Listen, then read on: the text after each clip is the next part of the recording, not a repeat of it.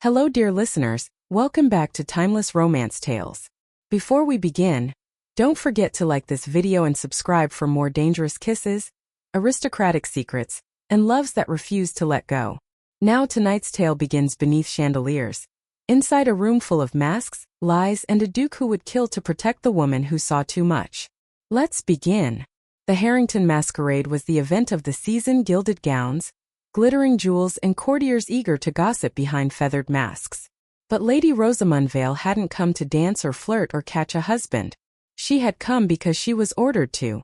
Her aunt, Lady Henrietta, squeezed her hand at the entrance. "Smile, my dear. If you want a future, this is where it begins." Rosamund wanted to roll her eyes, but she obeyed. She wore a pale silver gown, soft as moonlight, and a delicate mask that hid half her face. She felt anonymous, safe, until she saw him. The Duke of Strathmore. Tall, dark, dangerous. His black mask obscured little. His jaw was sharply cut, his expression stern, his broad shoulders unmistakable. The room seemed to tilt when he entered. Conversations died. Women stared. Men straightened. Rosamund whispered, "I've never seen him at a masquerade." A nearby lady hissed, "He never attends these things. Something must be terribly wrong." Terribly wrong indeed. Because only half an hour later Rosamund slipped into a side corridor, seeking a moment of quiet, and accidentally witnessed the one thing she never should have seen. Two men. One holding a sealed document. The other, Lord Carlford, a respected noble, hissing under his breath, "If the French receive this, the crown will crumble. Make sure the courier leaves before dawn." Rosamund froze. A traitor. In England. In her country. And she had heard everything. The floor creaked beneath her slipper. Carlford spun. "Who's there?" Rosamund's heart seized. She turned to flee, but slammed right into a wall of warm, solid muscle. A hand clamped around her waist. A deep voice murmured at her ear, "Careful, little dove. The Duke of Strathmore." He steadied her, gaze sharp, assessing, and instantly suspicious. Carlford strode toward them. "Strathmore? You startled me. Who is this lady?" Rosamund's breath caught. Her pulse hammered painfully. She opened her mouth, but the Duke spoke first. "She's with me." She jerked, stunned. He tightened his grip on her waist subtly, warning her not to contradict him. Carlford narrowed his eyes. "With you?" "Yes," the Duke said lazily, though his eyes were cold steel. "She wandered off and I followed. Is there a problem?" Carlford hesitated. Only a fool would challenge a duke. Especially this duke. "No," Carlford said finally. "No problem at all." He retreated toward the ballroom. The moment he disappeared, Rosamund exhaled shakily. The Duke didn't release her. "Come with me," he said. "I what?" "No, I need to." He pulled her into a darker hallway. "Your Grace," she whispered, alarmed. "Let me go." "Not until you tell me what you were doing in that corridor." He removed her mask with one smooth motion. Her blue eyes widened. Her chest rose and fell sharply. Her lips parted in shock. The Duke inhaled slowly, as if her face unsettled him. I didn't mean to eavesdrop," she said breathlessly. "But you did." His gaze sharpened. "And what precisely did you hear?" She swallowed. "Enough." He cursed under his breath. "Do you know who that man was?" he demanded. "Lord Carlford," she whispered. "Then you know the danger you've put yourself in." "I didn't choose to overhear. It was an accident." "There are no accidents in a room full of traitors." Her breath trembled. "You expect me to believe a nobleman is conspiring with the French?" "Yes." His voice was rough. "Because I've been hunting him for months." Rosamund stared at him. He watched her expression shift from fear to realization to dread.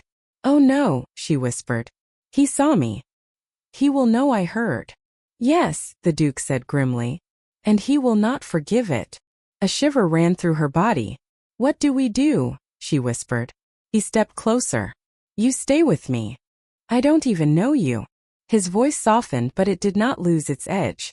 "Rosamund Vale," he said, pronouncing her name like a secret. "I know enough for the both of us." "Why would you help me?" she whispered.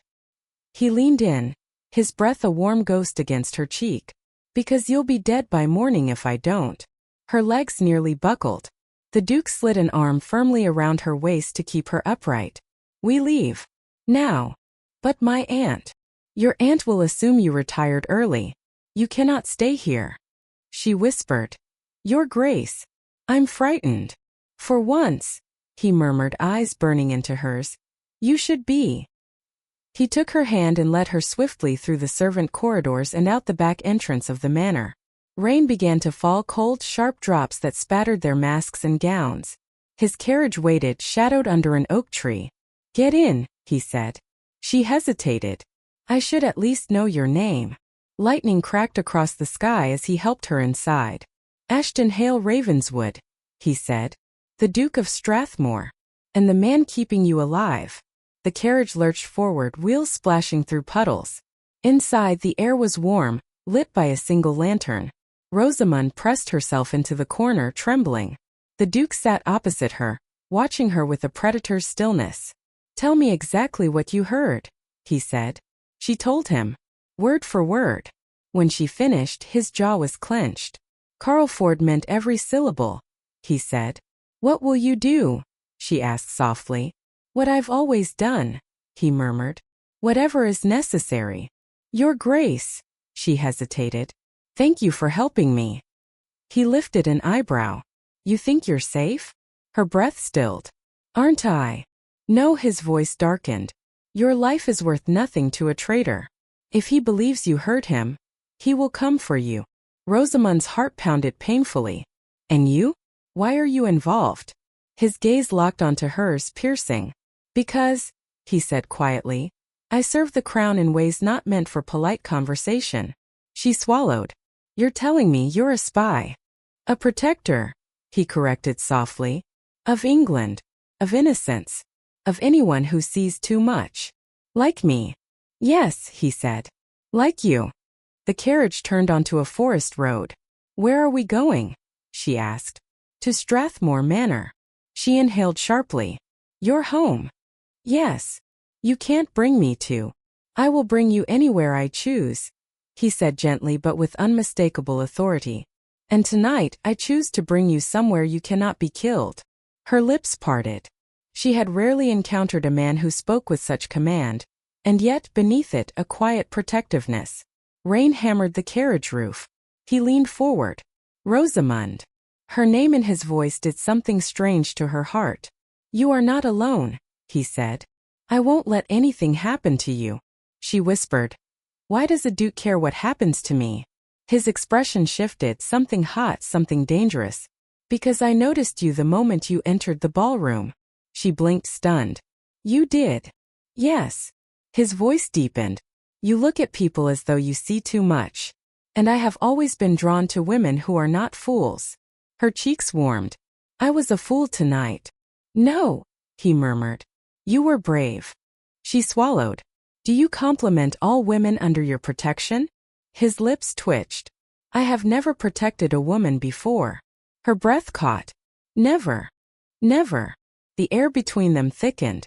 Rosamund whispered. Then why me? His eyes lowered to her lips. Because, he murmured. I cannot explain the instinct that commands me to keep you alive.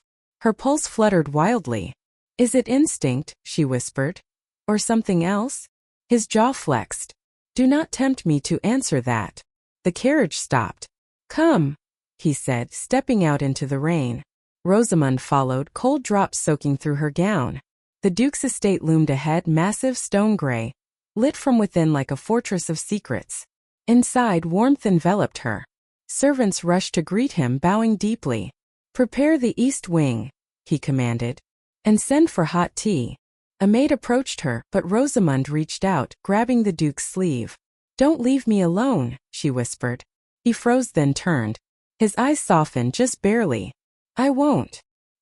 He dismissed the servants with a nod and guided Rosamund upstairs. When they reached a lavish room, he stepped inside with her. Your Grace, this is too much. No, he said quietly. It's exactly enough. A fire crackled in the hearth. Candlelight bathed the room in gold. Rosamund hugged herself. shivering from the cold and terror. The Duke removed his gloves slowly, watching her. "Rosamund," he said softly. She looked up. "You are safe." She closed her eyes, relief overwhelming her. When she opened them, he was standing closer. She whispered, "Do you often rescue women from assassins?" He chuckled darkly. "Never. But then, no woman has ever collided with me in a hallway moments after hearing treason." "Sorry," she murmured. "Don't be." His voice dropped lower. "I would not have found you otherwise." Her heart skipped. "Do you wish you hadn't?" He stepped closer. "No," he said. "I wish I had found you sooner." Her breath trembled. "Why?" His fingers brushed her cheek, slow and deliberate. She gasped quietly. "Because I can't seem to look away from you," he murmured. She stared up at him, pulse racing. "Your Grace." "Ashton," he corrected. "If you are to stay here, you will call me Ashton." "Ashton," she whispered. The sound of his name in her voice made his breath catch. He lowered his forehead to hers. "Tell me to step back," he whispered. "I can't." He closed his eyes, exhaling shakily. "Then God help me." His hand slid behind her neck. Her fingers curled into his coat. "Ashton," she breathed. He kissed her. Slow, deep, devastating. Her world shattered into warmth. His hands held her as though she were precious, fragile. His lips moved against hers with a tenderness she never imagined a man like him possessed. When he finally pulled back, he pressed a soft kiss to her forehead. "You're mine to protect now," he murmured. "And I won't let you out of my sight," she whispered. "Even after tonight?" His voice softened. "Especially after tonight." Lightning cracked outside. The wind roared. But she felt none of it. Because the most feared duke in England was looking at her like she was something worth fighting for. Something worth killing for. Something worth keeping. "Ashton," she whispered. "What will happen tomorrow?" He cupped her cheek. "Tomorrow," he murmured, "we hunt the traitor." "And me." He pulled her closer, his lips brushing her temple. "You stay beside me," he whispered. "Where I can protect you. And where I can touch you again." Her breath hitched. "And after the traitor is caught," she whispered. His voice dropped to a velvet growl. "After that, you never leave." And in the Duke's arms, Rosamund realized something terrifying and beautiful. She didn't want to,